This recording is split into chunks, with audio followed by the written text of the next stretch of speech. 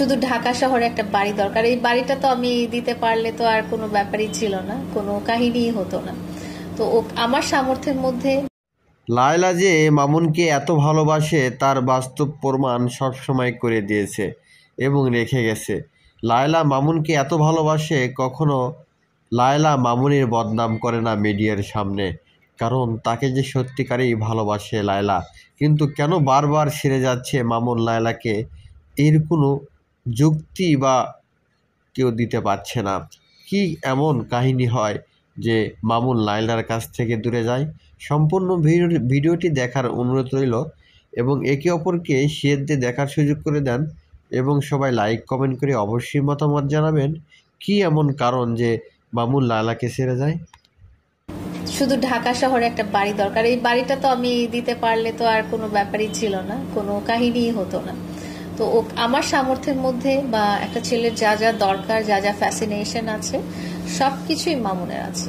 এখন এখন মামুন যদি বলে যে এই বাড়িটা নিলে ওর রাগ কমে যাবে, তাহলে তো ডেফিনেটলি আমি ওকে দিয়ে দিব। এটার ব্যাপারে তো কোনো কোয়েশ্চেনই নাই। ও যদি মনে করে যে আমরা যে বাড়িটাতে ছিলাম এত বছর, এটা যদি আলাদা করে ওকে লিখে দিতে হয়, তাতে সে হ্যাপি হবে, তার হ্যাপিনেসের জন্য তো এতটুকু করাই যেতে পারে, এটা তো কোনো ব্যাপারই। আমি সবসময় মামুনকে আমার লাইফ পার্টনার আর সোলমেট বলে আসছি।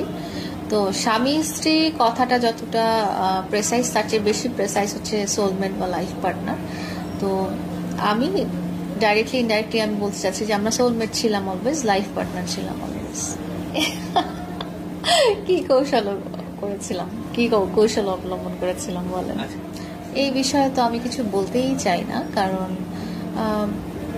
এটা খুবই নর্মাল যে আপনি আপনার সাথে যিনি থাকবেন, সোলমেট বা লাইফ পার্টনার যে থাকবেন, তাকে আপনি আপনার যতটুকু সামর্থ্য যা যা দেওয়ার তাই দিবেন। তো এখানে আমি আলাদা করে কখনো চিন্তা করিনি যে আমি ওকে এটা দিয়েছি, ওটা দিয়েছি, সেটা দিয়েছি।